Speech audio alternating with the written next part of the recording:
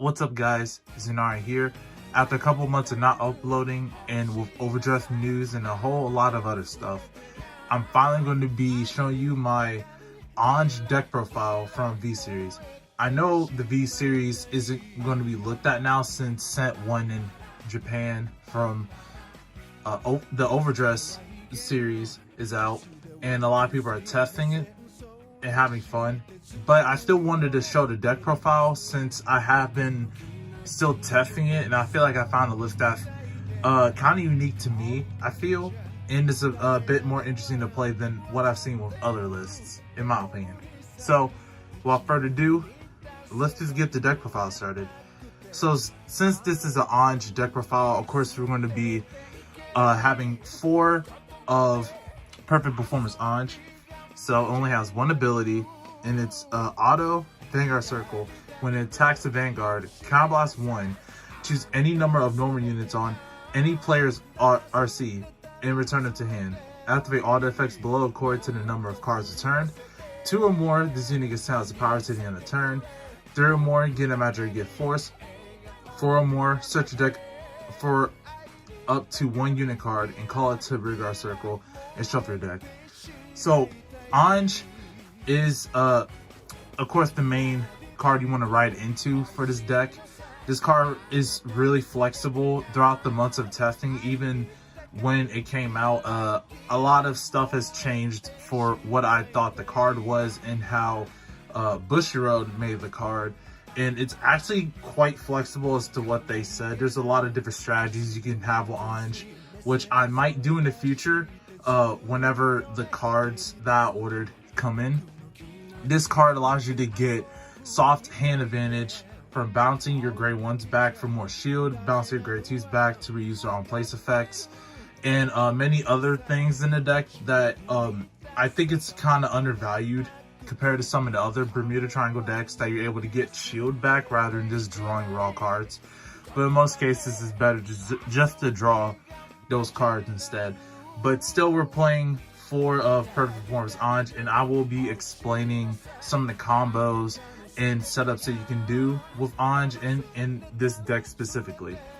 So next, we have 2 of Choo-Choo Debut Stage Tira. So she has 2 effects, Vanguard Circle, 1 place, choose any number of normal units on any player's RC, return them to hand. If 3 or more cards were returned, this unit gets 15,000 power to the end of turn. And auto, Vanguard, or Rearguard once a turn. At the end of battle attacked, if 3 or more of any player's Rearguards was returned to hand this turn, you could counterblast 1, discard a card from your hand, stand this unit, and it gets -1 drive to the end of turn. So basically, Tira is another finisher for the deck, which I'll explain later. But also she's also the original triple R that you're supposed to use for Ange to call on Vanguard Circle, to restand multiple times, and to just have a big, nice, strong Vanguard Circle to put out pressure. And a lot of decks play more than 2, but I play 2 since I usually don't want to ride it. Only on particular cases, which I could just search out on Ange and I can just bounce it back with other cards or even Ange herself for a later turn. But in this deck specifically, she has a specific synergy with another card, which I'll explain later. But running 2 of it, I haven't lost 2 in damage. Usually it's only 1, but other than that, I have other ways of utilizing Tira in this deck. So we're only playing 2 Tira, and we only play 6 grade 3s. So now on to the grade 2s. Of course, we're going to play 4 of the best triple R from the set. Top auto Aqua, so she has 2 effects, continuous Vanguard Vanguard Circle. During your turn, if you have another unit in the same column as this unit gets 5,000 power. And auto Vanguard Vanguard, 1 place, return up to 1 of your other normal units on RC to your hand.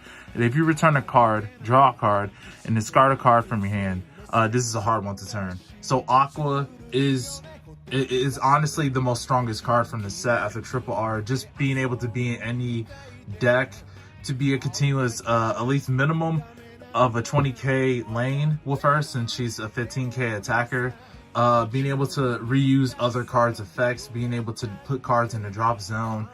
It is just having the cost of just returning a normal unit, so you can't return trigger units, of course. Aqua in this deck allows you to just create early game pressure and to reuse another grade 2 in this deck that allows you to make a powerful early game as well without any costs, essentially. And Aqua is there just to make a minimum lane of 23k to force at least 15k shield off your opponent. So this card is absolutely amazing in the deck, and you should run it at 4. So next, for the grade 2s, we are playing 4 Electric Essence Cisco. So she has 2 skills. So during your turn, continuous Rigard Circle. If any player's Rigard was returned this turn, this unit gets Sounds of Power. And auto Rigard Circle, when placed, you may put a normal unit for your drop zone on the bottom of your deck. If you put a grade 3 or greater, choose one of your opponent's Rigards, and that unit cannot stand during your opponent's next standing phase. So Cisco was one of the cards that I actually didn't like at first because I didn't understand its uses and its utility in specifically the Ange deck, or just in any other deck other than just cycling back grade 3s or important cards. But there's actually another piece where you want to put back into the deck to keep doing your combo. There's actually 3 targets. One of them's Tira, another of them is another grade 2, which I get to next, and a grade 1, just to keep reusing your options and to not run out of abilities and counterblast to be able to pressure your opponent. So her first skill, she's a free 20k attacker. With Aqua in the early game, you're able to make a minimum of a 25k lane if you call it trigger somehow. Being 28 or even 33 from other cards just puts a lot of pressure on your opponent early game. And that's what you want to do with this card, as well as if your opponent tries to damage deny you and make you lose important pieces, you can always just put it back with Cisco. And her second effect is some sort of matchups like OTT Battle Sisters, you're forcing them to commit hand by stunning the grade 1 boosters. Pretty much any deck that doesn't like return cards or bounces them or like retires them to clear them off and just call back again, you're forcing them to commit other grade 1. So it's kind of like underrated how the card can just force your opponent to commit more grade 1. So you're committing more, they're committing more shield, and you're gaining more advantage from doing that. So you really don't want to use it on a grade 2 unless they're in the back row for some reason, just because your opponent can easily intercept with them and they can't really it just wastes the whole effect. So I play 4 Cisco just because of that reason of make your opponent forced to call cards from their hand and being able to be a 20k booster early game, as well as being able to recycle normal units. Now, as for the last grade 2, this is a very interesting card, I feel, and I think a lot more players should try this out. I have play tested it before Overdress a bit, and I think this card is a pretty different way of playing the deck. So we're playing 4 of Greenest Energy Salia. So she has 1 effect, auto Rigard Circle. When it attacks and is not boosted, cost counterblast 1, and until the end of that battle, increase or decrease this unit's power to match one of your Vanguard's power. Match the power at that time. So basically, this is a turn 3 card, but it can work on turn 2 if you have Aqua as your main Vanguard, because she could be 15k, and if any trigger you pull, you can give it to Aqua and she can copy the power of Aqua if you want to do that early game. Now, this card specifically, as I was going through many cards of Bermuda over and over again, trying to find a build that worked for me and help the deck in a way where I'm just not using Tira all the time. Since one of the main weaknesses of the deck before in many playtesting was that your Vanguard was super easy to block, and your opponent could just either tank the rear guard attacks or just have enough shield to guard it. Now with Salia, your opponent has to essentially have double shield, but if you get 1 critical trigger in this deck, you essentially convert that power into 2.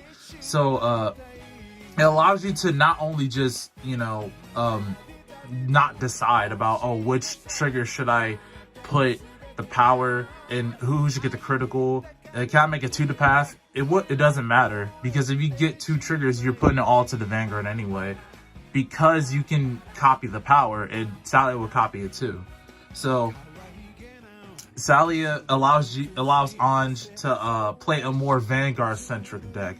So against decks that doesn't draw that much advantage, so like some of the Force decks or some Excel decks, you can actually make a Vanguard centric deck and put a lot of pressure on their hand just from the Vanguard and Salia alone.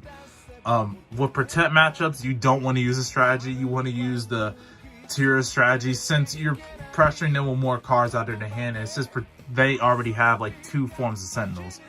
So with Salia, with 2 force markers on an Ange, that's 43k power, which is actually pretty huge on turn 3, since your opponent will not have that much shield.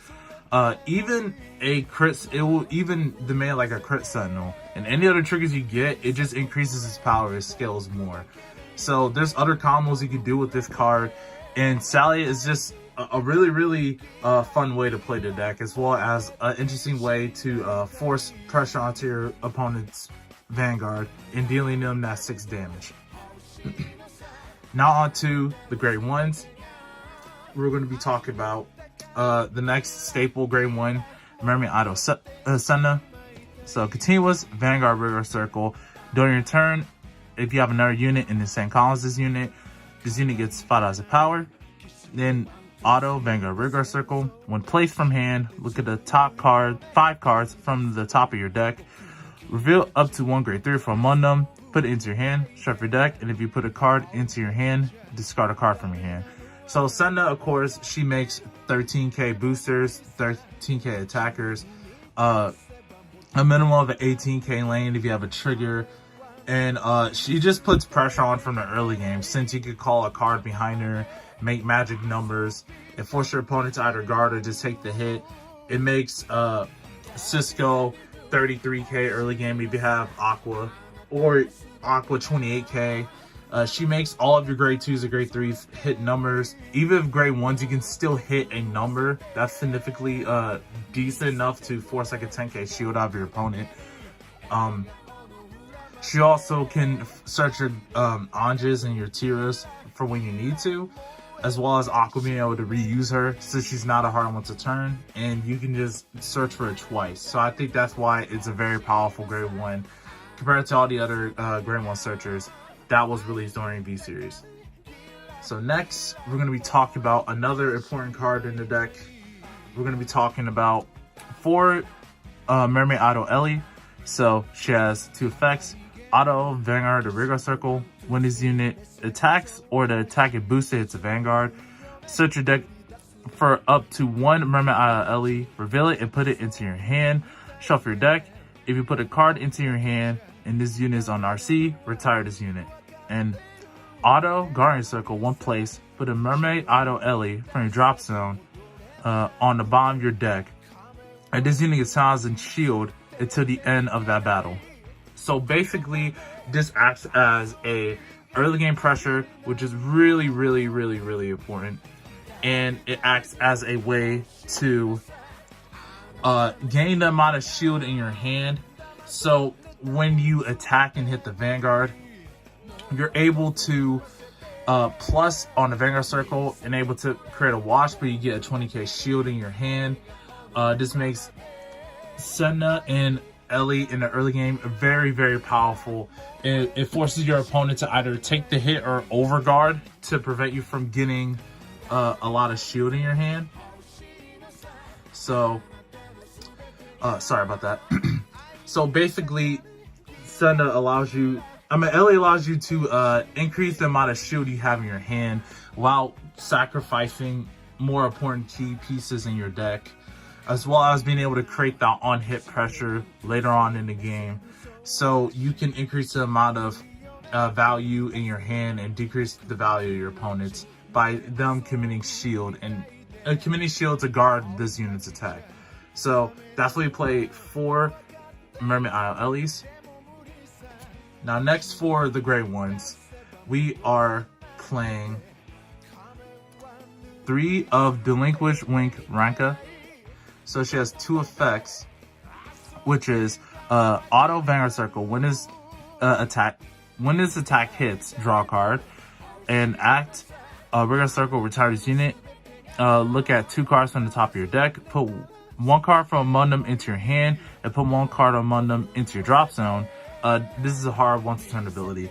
So at first, when this card was revealed, it was an okay option, but I never really thought it would be in this deck specifically, since there wasn't any pieces for you to specifically search.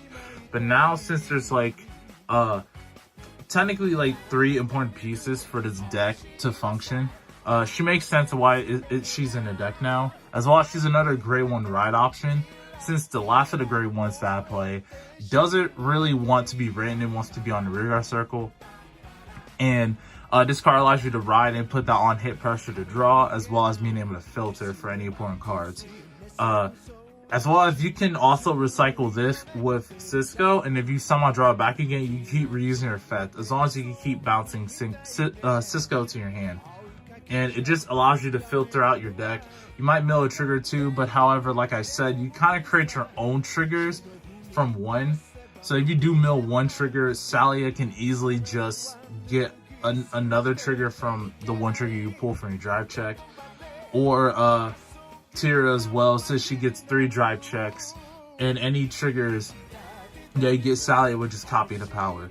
So we're playing 3 of her just to be able to filter out to find important key pieces like Ange, Salia, Aqua, Elly, any of those cards. So that's what you play her as a 3 of.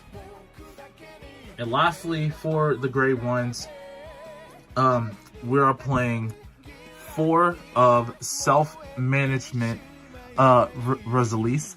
I believe that's how you say her name. So auto rear circle at the end of the battle, boosted Vanguard. If you have no face-up cards in your damage zone, retire this unit and countercharge 1.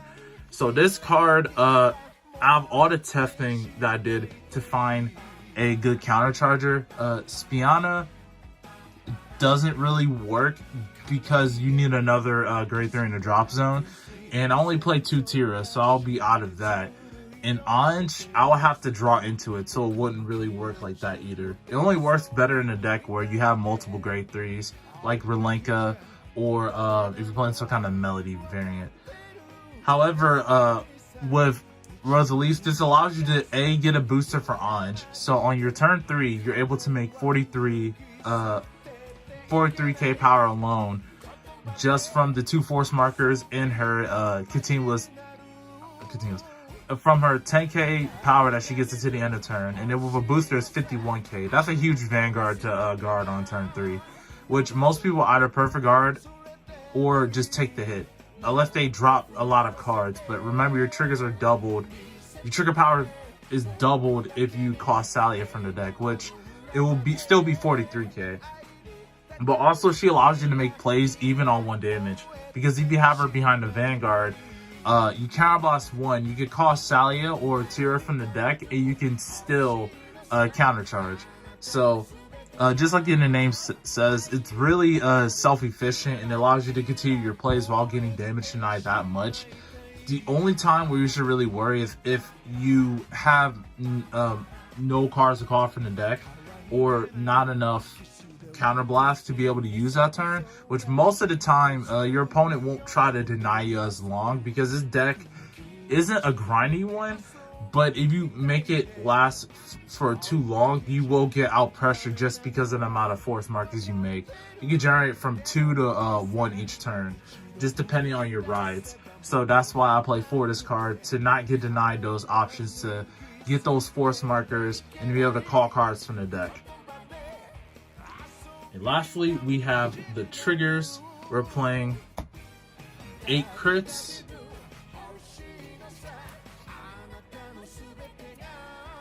4 heal, and 4 of the draw a perfect guard. Now you can play the crit sentinels to have more of pressure on your Vanguard, so your opponent is more likely to commit cards to guard them. And also you can put pressure on Salia just by giving a crit to the rear guard or giving a crit to Tira if you're going against Protect or other matchups that draw a lot. But yeah, it's really up to you how you want to do the trigger lineup. I do not recommend adding more draw triggers since it will lower the pressure from your Vanguard in the first place. There are often times where your opponent will just say no guard to both of your attacks. However, that would mean they would have enough shield to be able to guard your other rear guard attacks, where you can make a minimum of 23 plus, so that'll commit them a lot more shield in your hand. So yeah, we are playing a standard trigger lineup of 8 crit, 4 heal, and for a draw. And then lastly, of course, we're just playing the TD starter, foil, of course, because I like this art a lot. And that is all for the Ange Tira deck profile. So I will be doing a combo video very soon. Hopefully I plan to get that off by next week. And I will be doing overdress content. Still trying to get into the format. I haven't really tested a lot, but I have a lot of fun with this deck. And it's actually been quite a journey for me, trying to figure out which build do I like the most, which cards do I like playing a lot. Since from the very beginning, it was sort of just like I had Ange, Tira, Relenka. I was jamming with that for a bit. Then I decided to try other different variants and decks, which I will do deck profiles for them too. But specifically this list gave me the best of both worlds of having a Vanguard centric and a rearguard centric, and I can switch it up when I need to. So it just allows me to be a bit more flexible than most of the other decks from Bermuda. And that's why I like Ange as a card and just the deck and what I can do with it. Can't wait to see what they produce in the next clan selection for Vanguard for this clan. So with that being said, I'm Zenarion and I'm signing off.